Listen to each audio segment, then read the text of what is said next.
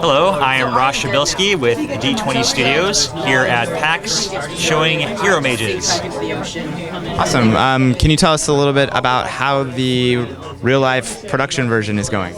Absolutely. Well, we have a new prototype. This is one of the original boards actually where we kind of still have the linear walls. Some of the cards, all the spells represent the same iconic symbols that you see in the digital version. A lot of the artwork has now been translated over to the cards. We have some stand-ups for the different characters that you can kind of move around with. And we have these nice hard casings with the main mages kind of laid out. And so it's coming along very well.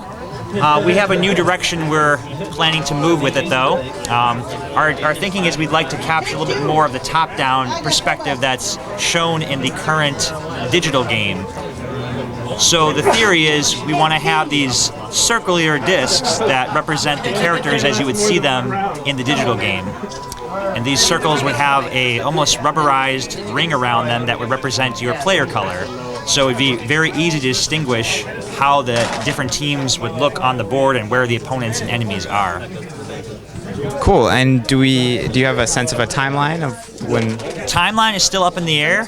Game Salute's got many great titles currently in production, so we're doing our best to get that moving along.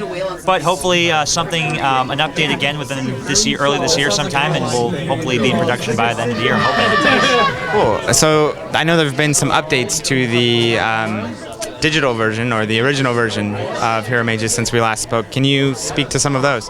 Absolutely. So everyone's big request was unanimously the asynchronous multiplayer, and I'm proud to say with just over 4 months of development time on top of a full-time job and being a new dad, I somehow managed to get that all working. It was actually a cool story. When I first started learning how to do the async, there was literally 0 articles on the web that taught anybody how to actually implement this.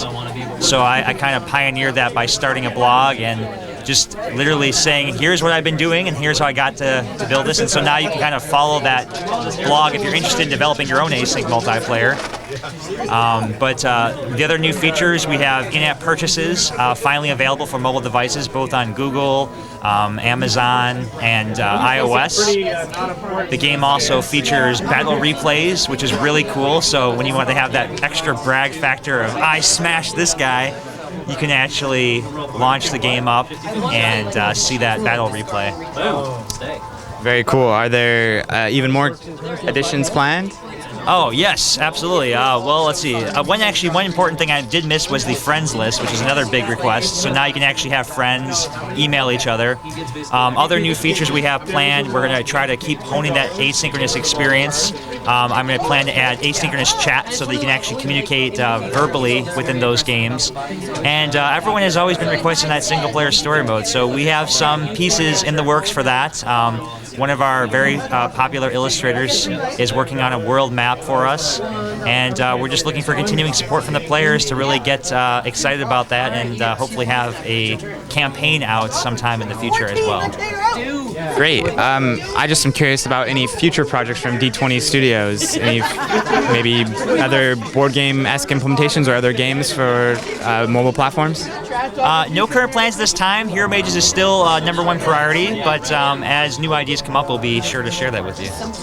Awesome. Well, thank you so much for your time, and thanks for the update. Sounds like a lot of good things are happening. Thank you so much, Brad. It's been a pleasure.